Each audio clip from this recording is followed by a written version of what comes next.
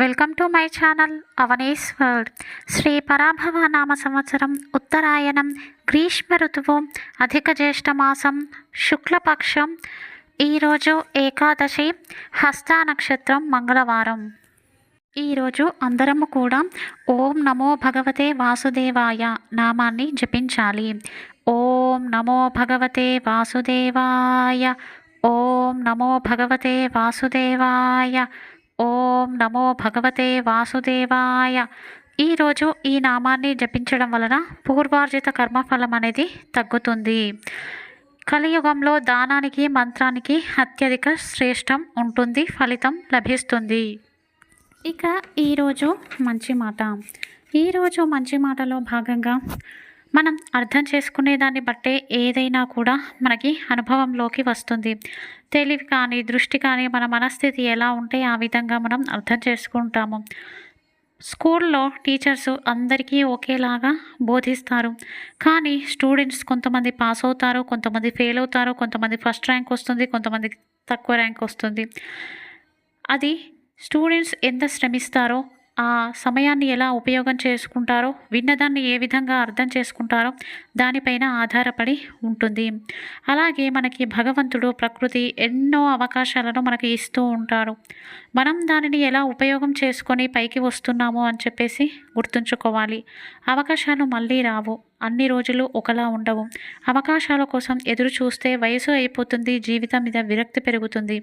ఏం జరిగినా మన మంచికే అనుకొని ఆ సెకండ్ని ఎంజాయ్ చేయడం నేర్చుకోవాలి. దృష్టి మారకుంటే ఏదీ మారదు.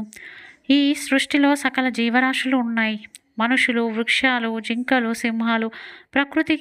ప్రకృతిలో అందరికీ అవకాశం ఉంటుంది. ప్రకృతి అందరికీ అమ్మలాంటిదే. అదేవిధంగా ఈరోజు ఒక చిన్న కథ. ఒక గ్రామం ఉంటుంది. ఆ గ్రామంలో భార్యాభర్తలు, పిల్లలు ఉంటారు. ఇక భార్యకు భర్త యొక్క డిసిప్లిన్ నచ్చక పిల్లలను తీసుకొని వెళ్ళిపోతుంది. ఇక చిన్నప్పటి నుంచి ఆ పిల్లలకు మీ తండ్రి చెడ్డవాడు, మీ తండ్రి చెడ్డవాడు అని చెప్పేసి బోధిస్తూ ఉంటుంది. అది విన్న పిల్లలు అలాగే భావిస్తూ పెరిగి పెద్దయిపోతారు. పాపం తండ్రి చాలా మంచివాడు. భార్య పిల్లల్ని తీసుకొని వదిలి వెళ్ళినా కూడా తన జీతం అంతా కూడా నెల నెల భార్యకు పంపిస్తూ ఉండేవాడు. తన పేరుపైన ఏవైతే ఆస్తులు ఉన్నాయో అవన్నీ భార్యకు రాసిచ్చాడు. తాను ఎక్కడో కూలి పని చేసుకుంటూ ఎవరో భోజనం పెడితే తినుకుంటూ బ్రతుకున్నాడు. కానీ పిల్లలు మాత్రం తండ్రిని చెడ్డవాడిలాగానే భావిస్తూ ఉన్నారు. చూశారు కదండి, ఎవరో ఏదో చెప్పారని చెప్పేసి విని అది నిజమా కాదా అని తెలుసుకోకుండా ఇతరులు చెప్పిందే విని మనం దానిని నమ్మకూడదు. ఏది మంచి, ఏది చెడు అనేది మనం తెలుసుకోవాలి. ఈ రోజుల్లో ఎలా అయింది అంటే, ఒక మంచివాడు ఎన్నో మంచి పనులు చేసి ఒక్క చెడ్డ పని చేస్తే చాలు ప్రపంచమంతా ఆ చెడునే దృష్టిలో పెట్టుకొని మాట్లాడుతుంది. అదే ఒక చెడ్డవాడు ఎన్ని తప్పులు చేసినా ఒక చిన్న మంచి పని చేస్తే చాలు వాని చెడంతా పోయేవాడు మంచివాడుగా అవుతున్నాడు. తప్పు మనలో లేదు. ఎవరైతే అలా గుర్తిస్తున్నారో చెడ్డవాళ్ళని మంచివారుగా, మంచివాళ్ళని చెడ్డవాళ్ళుగా, వారిలో ఉంది తప్పు. దయచేసి ఇతరులు ఒకరి గురించి ఎప్పుడు చెడుగా చెప్తున్నారు అంటే అది వాళ్ళ స్వార్థం కోసం చెప్తున్నారు. వాళ్ళ స్వార్థంని ఉపయోగించుకొని వాళ్ళు బాగా మంచిగా ఎదగడం కోసం ఇతరుల మీద ఎప్పుడు కూడా చెడు చెప్తూ ఉంటారు. వినే మనం ఏది మంచి, ఏది చెడు అని తెలుసుకొని ప్రవర్తించాలి. ఇక మన సంప్రదాయంలో భాగంగా సూర్యాస్తమయం అయిన తర్వాత, దీపాలు వెలిగించిన తర్వాత స్త్రీలు కానీ, పురుషులు కానీ ఎవరైతే తలలో దువ్వుకుంటున్నారో ఆ ఇంట్లో దరిద్రం అనేది వస్తూ ఉంటుంది.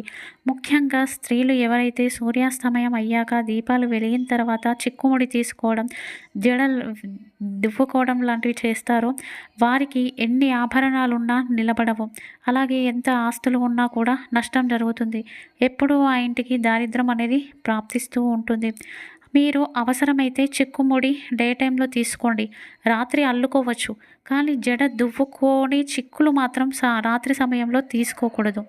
అదేవిధంగా తలలో ఎంత చిక్కులు ఉంటాయో అదేవిధంగా జీవితంలో అన్ని సమస్యలు ఉంటూ ఉంటాయి అని చెప్పేసి అంటూ ఉంటారు. అదేవిధంగా కంచంలో భోజనం వడ్డించిన తర్వాత కంచం మన కోసం ఎదురు చూడకూడదు. కంచంలో భోజనం పెట్టుకొని ఏదో పనులు చేస్తే అన్నపూర్ణాదేవికి కోపం వచ్చి శపిస్తుంది. నిరుపేద వాళ్ళు కటిక దారిద్రంలో మునిగిపోవాల్సి వస్తుంది. దయచేసి అలా చేయకండి. అలాగే ఆహారం ఎంత అవసరమో అవసరానికి మించి ఎక్కువ వండుకొని రోజుకు రోజుకు బయట పడేస్తూ ఉన్నా కూడా ఇంట్లో లక్ష్మీదేవి నిలబడదు. అలాగే ఎవరైతే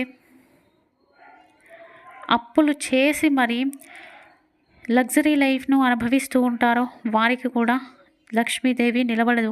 కష్టాలలో అప్పు చేసి ఆ కష్టాన్ని తీర్చుకోవడంలో తప్పు లేదు, కానీ సుఖపడడం కోసం అప్పులు చేయడం వలన లక్ష్మీదేవి నిలబడదు. దయచేసి మన సంప్రదాయాలను గుర్తుంచుకొని చిన్న చిన్న మార్పులు చేసుకుంటే జీవితం బాగుంటుంది. ఈరోజు వాస్తు పరిష్కారంలో భాగంగా ఎవరికైతే వ్యాపారంలో నష్టాలు జరగడం, వ్యాపారం సరిగా అభివృద్ధి అవ్వట్లేదు అనుకుంటే ఖచ్చితంగా ఆ ఇంటికి దక్షిణ దిశలో వాస్తుదోషం ఉంది అని అర్థం. దయచేసి ఆ వాస్తుదోషాన్ని సరిచేసుకోండి. ఉదయం ఆచరించవలసిన పూజ. రేపు ఎవరైతే బ్రాహ్మణుడికి స్వయంపాక దానం అంటే బియ్యము, పప్పు, కూరగాయలు, మిరపకాయలు, చింతపండు, గుమ్మడికాయ ఈ విధంగా స్వయంపాక దానాన్ని ఇస్తారో వారికి జన్మజన్మల పుణ్యఫలం అనేది అధికమవుతుంది. అందరికీ పుణ్యం అనేది ఉంటుంది, కానీ ఏది ఎప్పుడు అనుభవించాలని ముందే రాసిపెట్టి ఉంటుంది. ఏదైనా కర్మల వలన ఆ పుణ్యం మనకు లభిస్తలేదు అనుకుని బ్లాకేజెస్ ఏర్పడ్డప్పుడు ఇలాంటి చిన్న చిన్న పరిహారాలు చేస్తే ఆ బ్లాకేజెస్ తొలగిపోయి పుణ్యం మనకి ప్రాప్తిస్తూ ఉంటుంది. దాని వలన సుఖజీవనం ఉంటుంది. అదేవిధంగా ఆరోగ్యం కోసం రేపు ఉదయం దుర్గాదేవి ముందు నెయ్యి దీపాన్ని వెలిగించి దుర్గా కవచాన్ని పారాయణ చేయండి. ఇలా చేయడం వలన సంపూర్ణ ఆరోగ్యం మీ సొంతం అవుతుంది. ఇది ఈరోజు video. Thank you for watching.